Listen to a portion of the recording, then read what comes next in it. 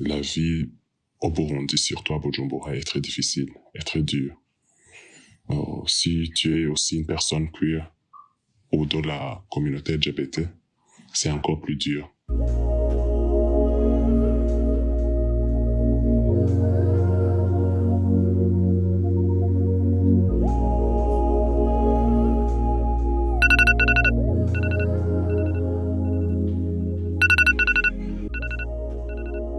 Je m'appelle Lynn, j'habite à Chivitoke, j'ai 28 ans et je suis une personne queer.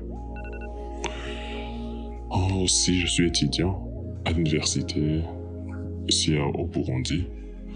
Je travaille aussi au sein de l'organisation LGBT. Et je suis le fils aîné de ma famille et c'est la raison pour laquelle j'ai pas encore fait mon coming out. Et je vois pas si un jour j'aurai le courage de le faire. Vu que ici au Burundi, si tu es l'aîné, les petits frères ont l'habitude de voir l'exemple sur toi. Donc, ma mère, même si j'ai été outé plusieurs fois avec les membres de ma famille, ma mère a fait beaucoup de crises sur moi. Et il pensait que j'ai été possédé par des démons. Et il a commencé à prier, à gêner, pour que Dieu puisse me guérir. Survivre en tant que personne LGBT au Burundi, c'est une bataille constante.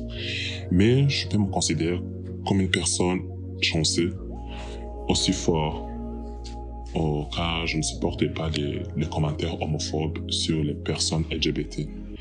À chaque fois quand j'entends un commentaire qui est homophobe, je réagis. Je sais que c'est risqué, mais je le fais. Je le fais parce qu'on a l'habitude de se permettre ici de dire des choses insupportables pour les personnes LGBT. Alors moi, en tant que personne LGBT, ça me concerne. Et si je vois quelqu'un qui est en position de ne pas se défendre, je prends les choses à main. Il y a plusieurs choses qui m'ont déjà arrivé, mais la seule chose qui m'a marqué, c'est quand j'ai été chassé de l'église en plein culte. On m'a mis dehors, mais quand je suis arrivé à la maison, ma mère aussi m'avait dit « Je ne vais pas continuer à vivre avec un enfant PD. Donc, prends tes affaires et quitte la maison. » Et j'avais pas le choix déjà. J'étais mineur et aussi j'étais en secondaire.